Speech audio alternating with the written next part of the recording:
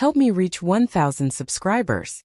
I never thought a single sentence could unravel everything I believed about my marriage. That evening I entered the living room expecting the familiar comfort of routine, the soft chatter, the clinking of dishes, the quiet rhythm of our life together. Instead, her words struck me like a blade. I don't need intimacy with you anymore.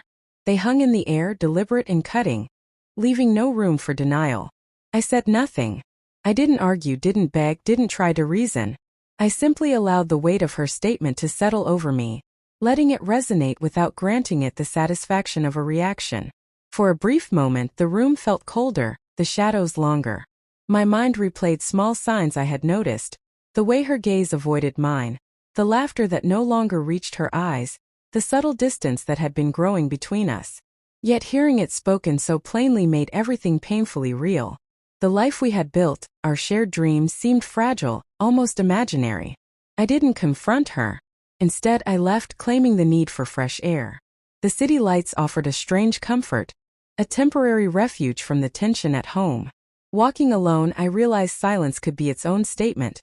Not surrender, not retreat, but a recognition that some things, once broken, cannot be repaired through words or explanations. I didn't call or message her that night. I allowed a week to pass in quiet stillness, a silence neither of us had truly known. Each morning I moved through my routine, the world unchanged around me, yet inside, a sense of clarity emerged. Her words no longer stung as sharply.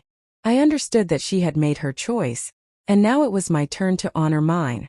I felt no anger, no bitterness, only acceptance. Her disinterest in intimacy reflected her own disconnection, not my value. On the 7th day she reached out. Her message was hesitant. Can we talk? Behind the words lingered the awareness that something fundamental had shifted. I didn't respond immediately. I let the message sit. A quiet reminder that actions and composure speak louder than apologies or hurried explanations. When I finally replied, I was brief. We need to be honest about what we want. I cannot force connection where it no longer exists. When we met, I observed the subtle signs of her unease.